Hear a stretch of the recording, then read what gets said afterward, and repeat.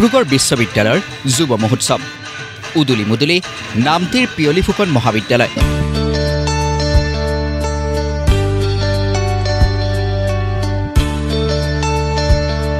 নামটিৰ শহীদ পিয়লি ফুকন মহাবিদ্যালয়ত অনুষ্ঠিত হৈছে ডিব্ৰুগড় বিশ্ববিদ্যালয়ৰ যুৱ মহোৎসৱ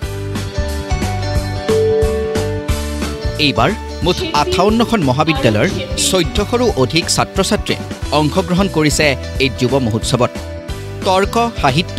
সৃষ্টিশীল নৃত্য সংগীত নাটক মুকাভিনয়কে ধৰি বিভিন্ন সাংস্কৃতিক প্ৰতিযোগিতাৰ বাবে উদুলি মুদুলি হৈ পৰিছে নামটিৰ এই শহীদ পিয়লি ফুকন মহাবিদ্যালয় খুব ভাল লাগিছে আসলে এনেও বুঢ়ী নাচনি তাতে নাতিনিয়েকৰ বিয়া বিগত দুটা বৰ্ষতো এই বৰ্ষতো আমি অনুভৱ কৰিছো উৎফুল্লতা আৰু আমি আসলে এটা বৰ্ষ অপেক্ষাৰ অন্তত আমি এইবোৰ লাভ কৰো আৰু এটা বৃহৎ সমন্বয় গতিকে খুবেই আমি উৎফুল্লিত হৈ পৰিছো আমি ফকাটি মহাবিদ্যালয়ৰ পৰা আহিছো আমি ভাল পাইছো ইয়াত আৰু তেওঁলোকৰ উদযাপন সমিতিৰ গোটেই কামখিনি খুব ভাল খুব নিয়াৰিকে কৰিছে যদিও কলেজখন মানুহ যথেষ্ট কম তথাপিতো তেওঁলোকে খুব নিয়াৰিকৈ কামখিনি কৰিছে আসলে এনেকুৱা প্ৰতিযোগিতাই আমাৰ বৌদ্ধিক বিকাশত যথেষ্টখিনি সহায় কৰে আৰু কলেজ বিলাকৰ আসলে এই বন্ধুত্বমূলক যি প্ৰতিযোগিতা আৰু সহযোগিতা প্ৰতিযোগিতা এই সকলোখিনি একলগ হোৱাত আসলে সহায় কৰে যুৱ মহোৎসৱে আমি বিশ্বাস কৰোঁ সোণাৰী মহাবিদ্যালয়ৰ পৰা আহিছো হসাকৈ বহুত বেছি ভাল লাগিছে এটো মোৰ প্ৰথম অভিজ্ঞতা ইয়াৰ পৰা যাতে আৰু অকমান উন্নতলৈ যাওঁ মানে ইয়াৰ পৰা শিকি যাওঁ বহুত বেছি ভাল লাগিছে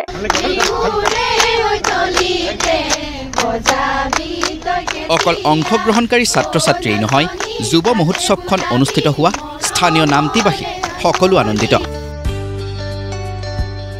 ডিব্ৰুগড় বিশ্ববিদ্যালয় আন্তঃ মহাবিদ্যালয় যুৱ মহোৎসৱ বুলি কোৱাৰ লগে লগে উজনি অসমৰ আচলতে যথেষ্ট ছাত্ৰ ছাত্ৰীসকল উৎফুল্লিত হৈ উঠে আৰু আটাইতকৈ বেছি উৎফুল্লিত হৈছো আমি নামটিবাসী ৰাইজ কিয়নো আজি শ্বহীদ পিয়লি ফুকন মহাবিদ্যালয়ৰ দৰে এখন গ্ৰাম্যাঞ্চলৰ মাজত থকা অৱস্থিত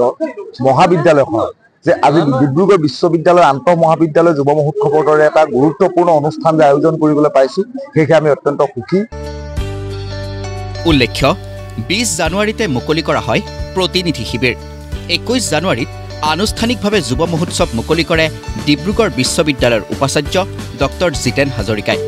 কেইবাগৰাকীও বিশিষ্ট ব্যক্তিৰ উপস্থিতিত স্মৃতিগ্ৰন্থ উন্মোচন কৰে বিৰোধী দলপতি দেৱব্ৰত শইকীয়াই এইবাৰ ডিব্ৰুগড় বিশ্ববিদ্যালয়ৰ অন্তৰ্গত যুৱ মহোৎসৱ অনুষ্ঠিত কৰাৰ বাবে শ্বহীদ পিয়লি ফুকন মহাবিদ্যালয়ে দায়িত্ব গ্ৰহণ কৰিছিলে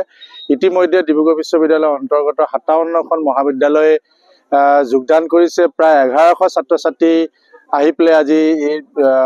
নামটি অঞ্চলৰ শ্বহীদ পিয়লি ফুকন মহাবিদ্যালয় চৌহদত ইতিমধ্যে তেওঁলোকে সমবেত হৈছে 24 তাৰিখলৈকে বিভিন্ন প্ৰতিযোগিতাসমূহ অনুষ্ঠিত হ'ব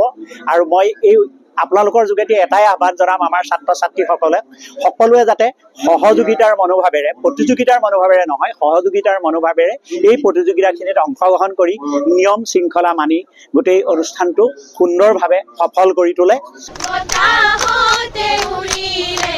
24 জানুৱাৰীত সামৰণি পৰিব এই যুৱ মহোৎসৱৰ ভিডিঅ' জাৰ্নেলিষ্ট আব্দুৰ ৰহিমৰ সৈতে গৌৰী সাগৰৰ পৰা ৰূপম বৰবৰাৰ ৰিপৰ্ট প্ৰতিদিন টাইম